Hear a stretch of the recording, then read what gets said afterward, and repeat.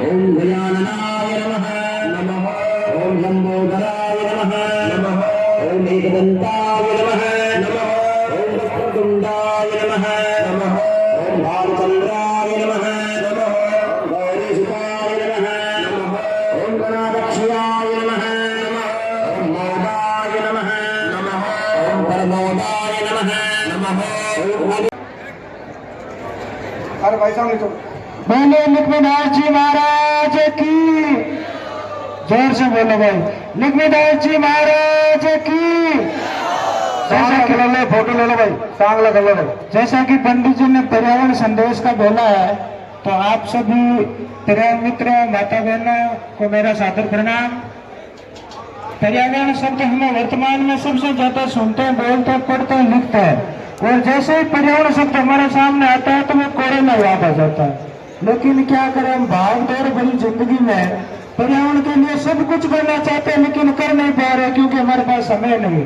तो आज इस हरित मिलन में, हरित विवाह सम्मेलन में हरित घर की 4-5 बातें मैं आपको बता रहा हूँ, आपको सुननी है। सबसे पहले लेते हैं मैं 1 यूनिट बिजली बचाना।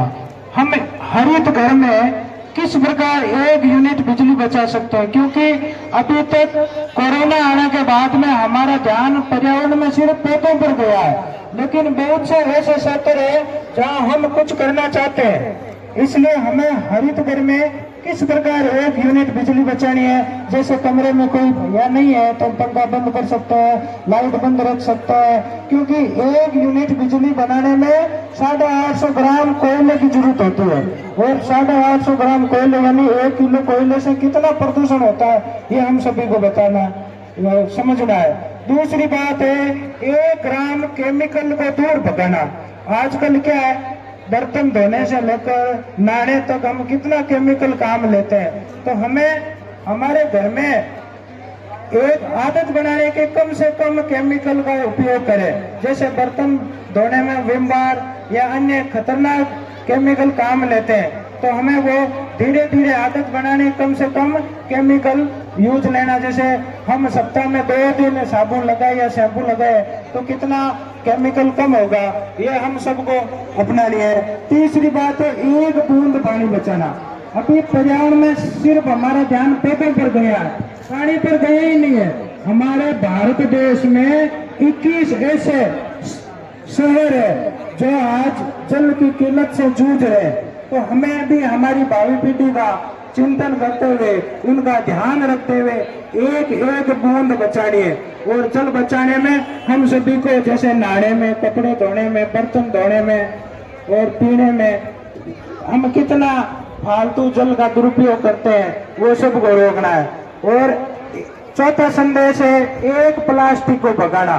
ये प्लास्टिक है, पॉलीथीन है, सिंगल यूज है ना, ये सब हमारी इस धरती को मिटाने में तुला हुआ है। तो हमें एक आदत बनाने की, भाई मैं मेरे घर पर कम से कम प्लास्टिक लाऊंगा। अगर पॉलीथीन घर पर आ भी जाए तो उसका रूप बदल दूंगा, इको ब्रिक्स बना दूंगा, घर से बाहर नहीं फेंकूंगा। 5वां संदेश है 1 बीज से 1 पौधा तैयार करना, और उस पौधे को अपने घर, मंदिर, गौशाला जहाँ भी आपको जगह मिले वहाँ लगाना है, और पेड़ बनने तक सेवा करनी है। हमारे घर जितने भी फल फ्रूट आते हैं उन बीजों को बाहर नहीं फेंकना है, और घर में जो वेस्ट सामान पड़ा है, चाहे मटकी है, चाहे डब्बा है, उसमें बीजारोपण करना है और उस पौधे को तैयार करके पेड़ बनाना है। ये संकल्प, ये 5 पर्यावरण का संकल्प है। 1 बीज से 1 पौधा तैयार करना, 1 यूनिट बिजली बचाना, 1 ग्राम केमिकल को दूर भगाना, और 1 बूंद पानी बचाना, 1 प्लास्टिक को भगाना या 1 इको ब्रिक्स बनाना। ये पर्यावरण के 5 संदेश है। और हमारे माली समाज से भी एक भैया है जिन्होंने राम मंदिर की खुशी में आप सब नवविवाहित जोड़ों को 1-1 पौधा भेंट करने का जो मानस बनाया। आपको वहाँ जो देश का सामान है, बर्तन, कपड़े रखे हुए, वहाँ पर 1 फलदार पौधा रखा हुआ है। वो नवविवाहित जोड़े को अपने हाथों से अपने घर पर या अपने पड़ोस में जहाँ भी वाटिका मंदिर है वहाँ सबको लगाना है, और पर्यावरण बचाने में इस महती भूमिका में साझेदार बनना है।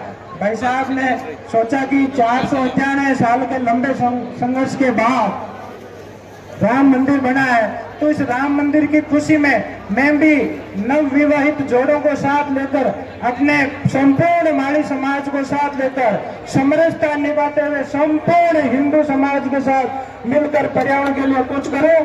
तो इसलिए यह हरित मिलन में आपके हाथों से एक बीज भी लगाएंगे और एक एक पौधा आपको भेंट स्वरूप देंगे। आपके पास जो थैली है और पंडित जी के पास एक बीज है परिजात का, वो आप नवविवाहित जोड़े को अपने हाथों से लगाना है। अपने पास एक थैली रखी हुई है और अपने पास एक बीज है, वो आपको लगाना है और एक मंत्र का उच्चारण करना। प्रकृति पंचभूतानि ग्रहालोका सवरास्तथा दिशे कालश्च सर्वेषां सदा कुर्वन्तु मंगलम। इसी हरित संदेश के साथ आप सब नवविवाहित को हार्दिक बधाई और शुभकामनाएं। बोलो जय श्री राम। जय श्री राम।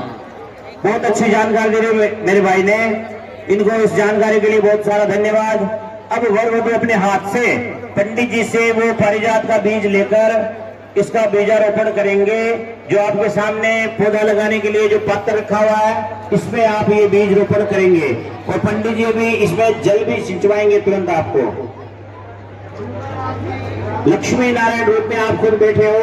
वर वधू, हमारे शास्त्रों में ऐसा लिखा है कि वर वधू पाणी ग्रहण संस्कार में यानी फेरों में माँ लक्ष्मी और नारायण यानी लक्ष्मी और विष्णु भगवान के रूप में विराजमान रहते हैं, बैठते हैं। तो आपके हाथों से अगर ये वृक्षारोपण